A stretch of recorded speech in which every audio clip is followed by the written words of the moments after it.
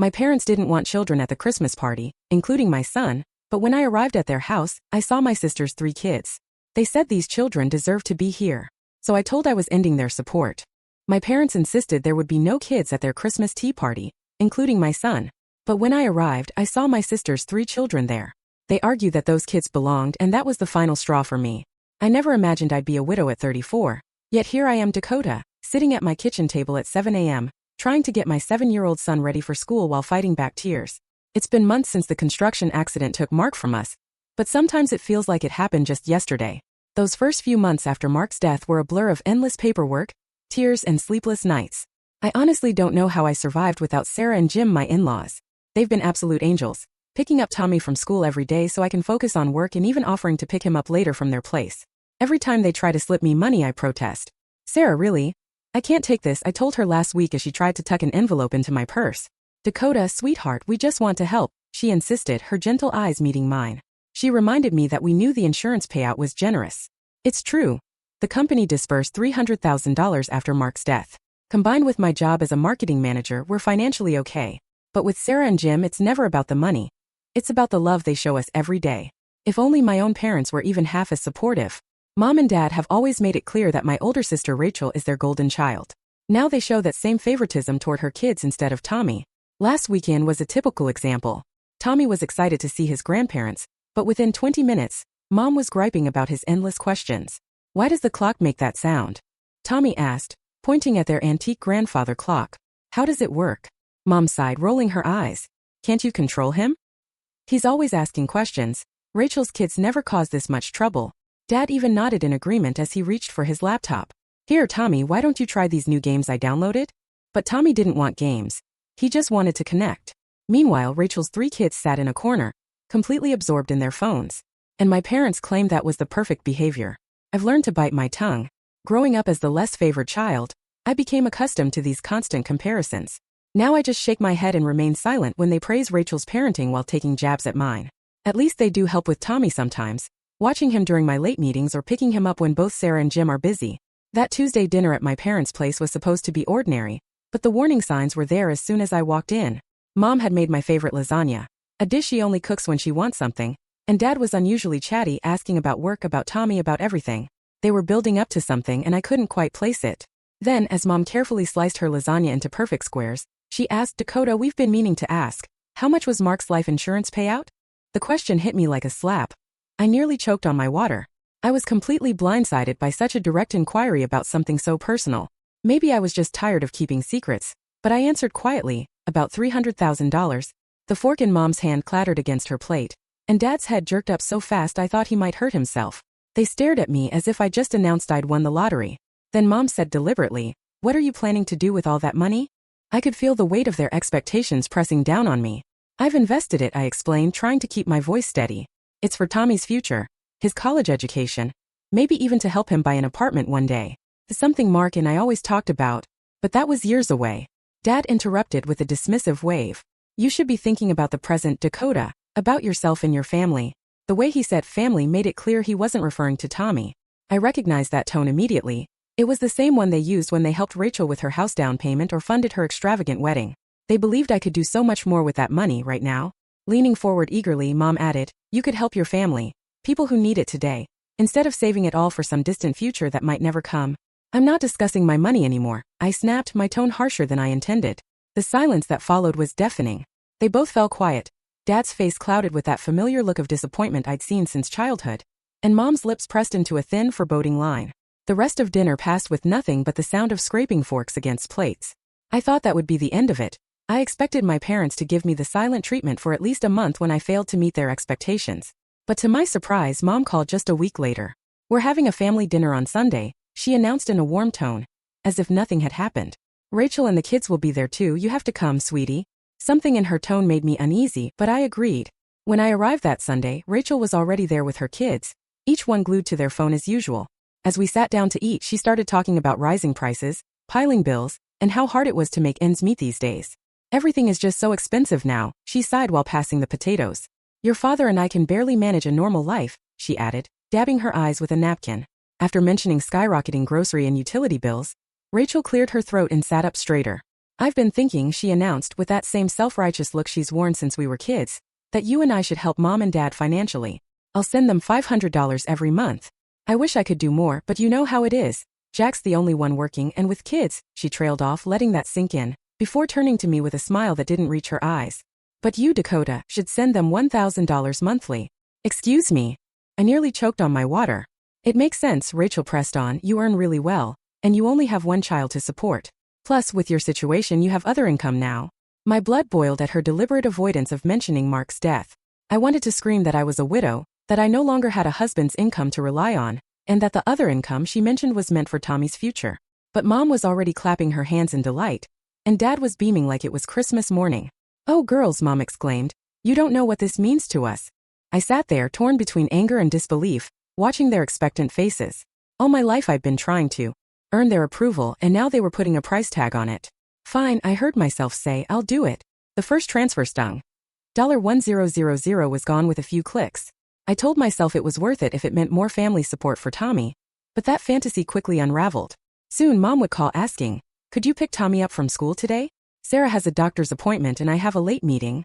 Oh honey, I'm so sorry. Her voice crackled through the phone. I've got such a headache today. You know how my migraines get. This became a pattern. Every time I needed help with Tommy, there was an excuse. Mom was too busy, too tired, had errands to run, or her back was acting up. Meanwhile, that $1,000 left my account like clockwork every month.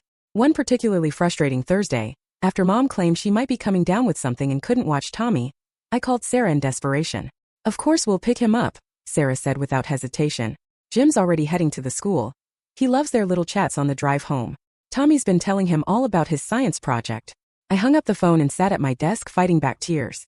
A $1,000 monthly deduction bought me nothing but excuses from my own mother, while my mother-in-law dropped everything to help without ever asking for a dime. Then December crept up. That year we'd always spent Christmas at my parents' house. It was tradition. The whole family gathered, exchanged gifts, shared meals, and made memories. But a week before Christmas, while I was helping Tommy with his homework, my phone lit up with Mom's number. Dakota, honey, she began in that syrupy sweet tone that always preceded bad news about Christmas. We've decided to do something different this year. We're having an adults-only party, no children allowed. The pencil I was holding snapped in my hand. What? I blurted out. It's just that we want to do something more sophisticated this year, Mom continued, as if discussing trivial dinner plans, talking about wine and adult conversation. But it's Christmas, I protested, moving away so Tommy wouldn't hear. What am I supposed to do with Tommy? I asked. Oh, that's easy, she replied lightly and dismissively. You can leave him with Sarah and Jim, they'd love to have him. I'm sure you'll come by around 7. After hanging up, I stared at Tommy, who was still focused on his math problems, completely unaware that his grandmother had just uninvited him from Christmas. My heart ached watching him concentrate on his multiplication tables, his tongue sticking out just like Mark used to. I spent the next week agonizing over what to do. Celebrating without Tommy felt wrong. Yet skipping Christmas with my parents entirely was too dramatic. Finally, I compromised. I'd leave Tommy with Sarah and Jim for a few hours, make a brief appearance at my parents' house to exchange gifts and greetings, then head back to celebrate properly with my in-laws and my son on Christmas Eve. That Christmas Eve, I pulled up to my parents' house alone, carrying not only my car but also the weight of years of expectations and unspoken resentment. With a bag of neatly wrapped presents in hand, I stepped up the driveway, a sea of cars more crowded than usual for our family gatherings. Laughter and Christmas music spilled into the crisp December air as I reached the front door. When I opened it, the world seemed to tilt. The house was bursting with relatives, aunts, uncles, cousins, but nothing stopped me in my tracks quite like what I saw next. Running through the living room with paper crowns on their heads were Rachel's 3 kids, and near the Christmas tree, I noticed Linda's children helping themselves to cookies. Before long, more little ones appeared. Mark's kids, Susan's teenager. Suddenly, the room felt too hot and cramped. I stood frozen in the doorway, the bag of gifts drooping from my hand, as the painful truth sank in. This wasn't an adults-only party at all. It was a party where only my son wasn't welcome. I couldn't believe my eyes. My mind raced as I tried to process the scene. Aunt Marie was the first to spot me. Dakota, sweetheart, she exclaimed, rushing over for a hug before looking around expectantly. Where's little Tommy? Don't tell me he's sick on Christmas Eve. Before I could reply, my cousin Peter added, yeah, where's our favorite little scientist? Jake's been dying to show him his new chemistry set. One after another, relatives asked the same question. Where's Tommy? Why did I come alone? Each inquiry felt like a knife twisting in my gut. I couldn't form the words to explain what I myself couldn't understand. Pushing past the concerned chatter, I made my way to the kitchen on autopilot, anger steadily building with each step. There, I found Mom carefully arranging cookies on a festive platter, as if everything were normal and as if she hadn't just left her only grandson out of the celebration. "Excuse me," I managed, and before anyone could stop me, I led her into a quiet hallway away from prying eyes and ears. "Mom," I said in a low, controlled voice, "you told me this was an adults-only party. You specifically said not to bring Tommy. So why are Rachel's kids and every cousin's kid here?" My mother straightened her Christmas sweater, avoiding my gaze. "Well, that's different. Those children know how to behave at formal gatherings. They're well-mannered." I stared at her in disbelief. "Well-mannered? Tommy is one of the politest kids I know. His teachers always praise him, and Sarah and Jim are constantly complimenting his behavior." Rolling her eyes, she snapped, "They spoil him with all those endless questions. The other children deserve to be here. They know their place." At that moment, chaos broke out in the dining room. Rachel's youngest, Kevin, had grabbed a handful of deviled eggs and started tossing them at his sister. The eggs sailed across the room, splattering against Emily's new Christmas dress as she shrieked. I turned back to Mom, raising an eyebrow. I can clearly see their superior manners on full display. Her face hardened. "That's just kids being kids. But when Tommy asks how things work, that's unacceptable behavior." "Don't be so dramatic, Dakota," she retorted. "I'm done here," I announced, turning toward the door. "I'm going back to my son."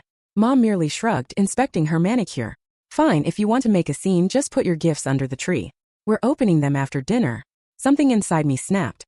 Without a second thought, I strode into the living room and cleared my throat loudly. The sound cut through the holiday music and chatter, and in an instant every head turned. Conversations died mid-sentence as all eyes fell on me. "Several of you have asked why I'm here alone tonight," I began, my voice stronger than I expected. "Let me explain. My boy Tommy isn't here celebrating Christmas with his family." Rachel moved toward me, but I raised my hand to stop her. "Listen. I'm here alone because a week ago, Mom called and said this was an adults-only party. I was told not to bring Tommy."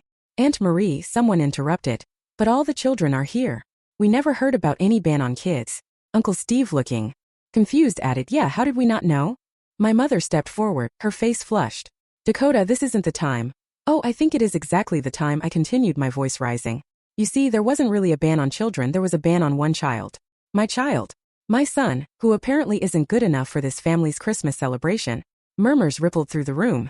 I saw shocked faces, disapproving glares aimed at my parents, and confused children watching this adult drama unfold. But the worst was yet to come. I couldn't help but laugh bitterly. While my son isn't welcome at Christmas, I'm apparently supposed to send my parents money every month. And Rachel sends $500 monthly. Rachel's husband, Jack, suddenly interjected, "Wait, what? $500? The color drained from Rachel's face as Jack turned to her. "You're sending your parents money every month? From where our account can barely cover the bills." Her composure shattered and she stammered, "I never actually sent any money. Mom and Dad asked me to say I was sending $500 so you'd agree to help them financially, if you thought I was contributing too." The silence that followed was deafening. Relatives exchanged puzzled looks as they began to piece together what had happened. How my parents and sister had manipulated me into supporting them, while simultaneously excluding my child from family events. Aunt Caroline's voice rang out sharply. "So you scammed your own daughter out of $1,000? You're nothing but scammers, using your daughter like an ATM while treating her kid like dirt. That's low even for you." The room erupted in overlapping voices, some expressing disgust, others demanding answers. Rachel tried to explain herself to an increasingly angry Jack, while my parents stood there, their carefully crafted facade crumbling. I raised my hand to quiet the arguments. "I have something else to say," I announced. The room fell silent once more, all eyes on me. My mom and dad stood frozen by the Christmas tree, their faces ashen. Even Rachel paused her defense of Jack to listen. "From this moment on," I said, steady and clear, "I will no longer send you any money, and I'm cutting off any relationship with you or Rachel. I'm done." Without waiting for a response, I turned and walked out, leaving the bag of gifts by the door. The sound of that closing door felt final, as if a chapter had ended long ago. Sitting in my car, I pulled out my phone and quickly canceled the monthly transfer to Mom's account. It felt like severing a chain I'd been dragging for months. The drive to Sarah and Jim's house felt both endless and all too short. When I arrived, I could see Tommy through a window, happily helping Sarah decorate Christmas cookies. The sight of him, smiling and loved, brought tears to my eyes. We spent the rest of Christmas Eve with Sarah and Jim, baking cookies, singing carols, and watching Tommy's eyes light up as he helped arrange the nativity scene. This, I realized, was what family should feel like. The next morning, while Tommy slept soundly surrounded by the magic of Christmas, my phone rang. It was Aunt Caroline. "You might want to hear how things ended last night," she said bluntly. "After you left, it was chaos. Uncle Mike got up and said he couldn't stay another minute. Then Aunt Marie and Uncle Steve followed. Soon, everyone was grabbing coats and kids, I listened as she described how several relatives left without even saying goodbye to my parents, some even loudly condemning the manipulative behavior and shame our family had brought upon itself. Then Jack. I asked quietly, "Oh honey, what happened with Jack?" He was livid, Aunt Caroline continued. He packed up the kids right there and told Rachel he needed time to think about their marriage. He even said he was taking the children to his parents' house for Christmas. Rachel was in tears. Your parents tried to do damage control, but it was too late. I want you to know, Dakota, we're all on your side. What they did to you and Tommy is unforgivable. After hanging up, I sat on my bed trying to process everything. My phone buzzed with texts from Mom, Dad, and Rachel. All variations of "We're sorry, we were wrong. Please talk to us. We can explain." I read each message once and then archived them without replying. The week between Christmas and New Year's passed in a quiet, healing blur. Tommy and I enjoyed peaceful evenings with Sarah and Jim. We played board games, watched holiday movies, and simply cherished being with people who truly loved us. Then on New Year's Eve morning, the doorbell rang. Peering through the peephole, I saw Mom and Dad standing on my porch, clutching a large, elaborately wrapped package. My heart pounded as I hesitated, wondering whether to open the door. "Dakota, we know you're home," Mom called, her voice muffled through the door. "Please, we just want to talk." After a moment's hesitation, I opened the door but stepped back, blocking their entry. They looked smaller now, less imposing than they had a week ago. "We brought this for Tommy," Dad said, offering the package. I could see the logo of an expensive electronics store through the wrapping. "He doesn't need that," I replied firmly, making no move to take the gift. "Please, Dakota." Mom stepped forward, her eyes softening. "We know we were wrong about how we treated Tommy and about the money manipulation. We're truly sorry." Dad quickly added, "This isn't about the money you were sending us. We really feel terrible about everything." I searched their faces for sincerity. "Are you sorry because you know what you did was wrong? Or just because everyone else is judging you now?" They exchanged a brief glance, and in that moment I knew the answer. "I think you should leave," I said quietly. "I don't believe or trust you anymore." Mom protested, tears welling in her eyes. "But we're family." I shook my head. Family doesn't manipulate, exclude a child from Christmas, or scheme to get money. What you did isn't family. They eventually left, still clutching the unwanted gift, their apologies trailing behind them as they drove away. I didn't feel sadness, only relief. In the months that followed, I stayed true to my decision. I ignored their calls and texts. Rachel even tried reaching out, but I blocked her number. Instead, the money I had been sending went straight into Tommy's college fund. The funny thing about cutting toxic people out of your life is the space it creates for real, supportive relationships to grow. Aunt Caroline began inviting us over for Sunday dinners, and Uncle Mike and his wife hosted barbecues where Tommy could play with his cousins. Everyone made sure to include him, asking about his interests, encouraging his questions.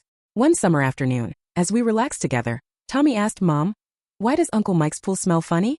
"That's just the chlorine, buddy," Uncle Mike answered with a laugh. Before I could launch into an explanation about water treatment and chemical reactions that fascinated Tommy, I watched my son blossom under the genuine attention and love of family members who cared about who he was, not who they wanted him to be. He even began calling Sarah and Jim Grandma and Grandpa exclusively, and they remained our rock, our safe harbor in any storm.